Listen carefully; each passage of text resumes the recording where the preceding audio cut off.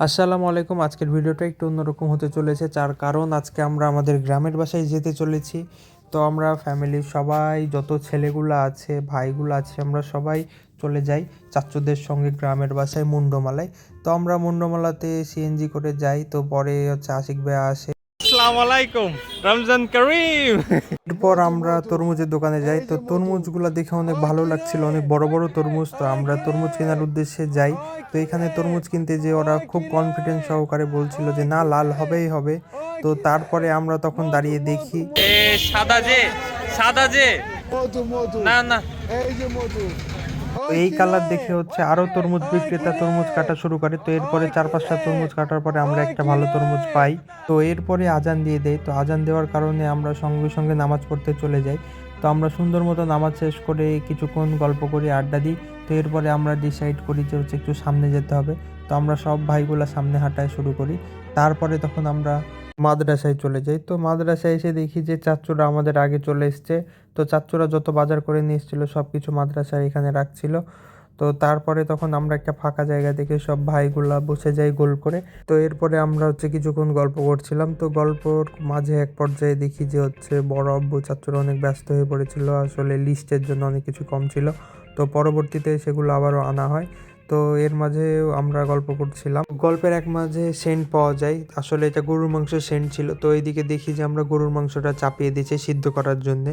তো এখানে গরুর মাংসটা অনেক সিদ্ধ হচ্ছিল। তখন আমি সামনের দিকে একটু হাঁটা শুরু করি। তো দেখি সামনের দিকে হেঁটে যাওয়ার পরে যে একটা ছোট্ট একটা পুকুর আছে। তো পুকুরটা দেখে অনেক ভালো লাগলো। আবার পরে খোঁজ নিয়ে জানতে পারলাম যে পুকুরে নাকি মাছ আছে। তো এখানে হচ্ছে সবাই মশলাপাতি এগুলো সব কাটছিল। তারপর গরুর মাংসের দিকে সিন আসলে দেখতে পাই আমরা এখানে মশলা দিচ্ছিল গরুর মাংসতে। তো মশলাগুলো দেওয়ার কারণে কালারটাই চেঞ্জ হয়ে গেছিলো। তো আসলে এখানে হচ্ছে বরাব্বুকে বসিয়ে রেখে যায়, কারণ হচ্ছে বরাব্বু এখানে সব ডিরেকশন দিচ্ছিল খাবারটা কিভাবে হবে। তো সামনে যেয়ে দেখতে পাই যে ওরা সবাই এখানে চাচ্চুরাও চলে এসেছিলো, দিয়ে গল্প করছিল অনেকক্ষণ ধরে। তো আমি এটা মিস করে ফেলি। তো সমস্যা নাই, এরপরে আমিও অ্যাটেন্ড হয়ে যাই সবার মাঝে। আসলে আমার দাদা অনেক বছর আগেই মারা গিয়েছে। তো আমরা এই পবিত্র রমজান মাসে প্রতি বছরে আমরা হচ্ছে এই মাদ্রাসায় আসি, এবং মাদ্রাসায় 150, 200, 250, 350 মতো বাচ্চা কাচ্চা সবাইকে যতটুকু সম্ভব হয় আমরা কিছু দিই, এবং খাওয়া দাওয়ার একটা সুন্দর একটা আয়োজন করি। দাদা যখন বেঁচে ছিল তখন দাদা বেঁচে থাকাকালীন মুন্ডমালায় একটা অনেক বড় করে বাসা করেছিল। তো ওই বাসাতেই দাদার 10টা ছেলে মেয়ে সবাই একসঙ্গে থাকতো, মানে আমার 10 চাচা। তো 10 চাচারা আমার একসঙ্গে থাকতো। তো ওইখানেই মারা যাওয়ার কারণে আমরা হচ্ছে সেইখানেই, সেই গোরস্থানেই দাদাকে মাটি দিই। আর আমরা আমাদের স্থানীয় যেখানে রাজশাহী, আমরা সেই রাজশাহীতে চলে আসি। কিন্তু আসলে দাদার স্মৃতি সেইভাবে আমরা ভুলে থাকতে পারি না, যার কারণে আমরা প্রতি বছরই এই রমজান মাসে আমরা সব বাচ্চা কাচ্চাকে নিয়ে, মাদ্রাসার যত ছেলেরা আছে সবাইকে নিয়ে আমরা গোরস্থানে যাই, এবং দাদার জন্য যতটুকু সম্ভব হয় আমরা হচ্ছে মন খুলে দোয়া করে আসি। তো আসলে এগুলো বলা ঠিক না, তবুও আমরা চাচারা মিলে সবাই যাই আমরা প্রতি বছরে। তো গোরস্থান থেকে আমরা যখন হচ্ছে আসছিলাম তখন আমাদের সেই বাসাটার মধ্যে যাই। আসুন আপনাদেরকে সেই বাসাটার সঙ্গে একটু পরিচয় করিয়ে দিয়ে আসি। তো এই হলো আমাদের সেই আগের বাসা। এই এত বছর আগের এই বাসাটা আমাদের এখনো এইভাবে আছে, বলতে গেলে প্রায় 15 থেকে 17 বছর আগের এই বাসা। তো আমাদের আগের স্মৃতিগুলা জেগে ওঠে, যে যার মতো আমরা সেই স্মৃতিগুলা একজন আরেকজনের সঙ্গে শেয়ার করা শুরু করি, যে আমরা কোথায় গিয়েছিলাম, কোথায় কি করেছিলাম, কোথায় কি করিনি। তো আমরা তারপরে বাসার ভেতরে ঢোকা স্টার্ট দিই। তো আসলে বাসার ভেতরে ঢুকে আমরা একদম হতাশ হয়ে যাই যে আগে কি ছিল আর এখন বাসাটাকে কি বানিয়ে দিয়েছে। তো এখন যারা বাসায় থাকে তারা তাদের মতো করে বাসাটাকে বানিয়ে নিয়েছে। তো এই রুমের মধ্যে টোটাল 10টা রুম আছে এইখানে, 8টা বলতে গেলে। তো এই 10 রুমে আমার 10 চাচারা থাকতো একজন একজন করে। তো পুরো বাসার ভিউটা কিছুটা এরকম। তো এখানে আসলে আমার দাদা মোড়ল ছিল, 24টা ইউনিয়ন আমার দাদা একা কন্ট্রোল করতো। আসলে আমার দাদা অনেকগুলাই বাড়ি বানিয়েছে কষ্ট করে। তো আসলে এই বাড়িগুলা বিভিন্ন জায়গাতে বানানোর কারণ ছিল মানুষজনের ভালোবাসা। তো যেখানে দাদা বেশি মানুষজনের ভালোবাসা পেত সেখানে সুন্দর মতো সবাইকে ফুল ফ্যামিলি নিয়ে আসলে থাকতো। আর আমাদের ফ্যামিলিটা বংশটা অনেক বড়, যার কারণে আমার দাদাও সুন্দর মতো সবাইকে একসঙ্গে নিয়ে থাকার জন্যে এইভাবে এতগুলা রুম সহকারে বড় করে বাসা বানাতো। তো তারপরে হচ্ছে আমরা পুকুরে যাই, আমাদের সেই 15 বছর আগের পুকুরে, যেখানে আমরা মাছ ধরতাম, খেলাধুলা করতাম।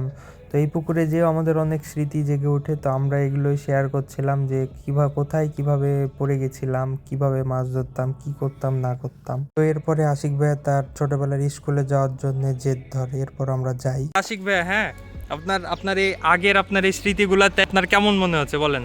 আমি তো আমার ছোটো মানে যখন থ্রিতে পড়তাম ওই টাইমে চলে এসেছি এখন ফিরে তুললে চোখের সামনে সব কিছুগুলো ভাসছে যে আমি যে ওখানে খেলতাম, একদম খেলতাম। এখানে পুরা অনেক গাছ ছিল, এখন তো কিছুই নাই। এখানে দুইটা বড় বড় কিশোরগুলোর নাম জানি না গাছ ছিল, আমি তাকে বিল্ডিং করে ফেললাম।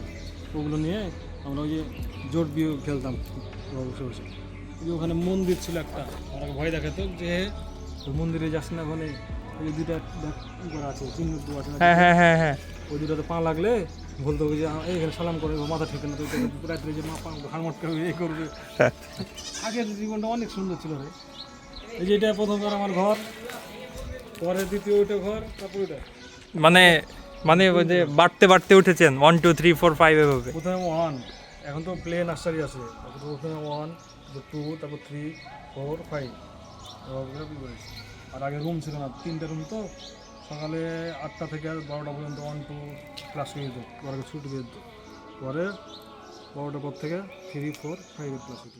এরপর আশিক ভাই আমাদেরকে নিয়ে তার হেড টিচারের বাসাতে যাই। তো হেড টিচারের বাসাটা দেখে আমরা অবাক হয়ে গেছিলাম যে একটা হেড টিচারের বাসা এরকম হতে পারে।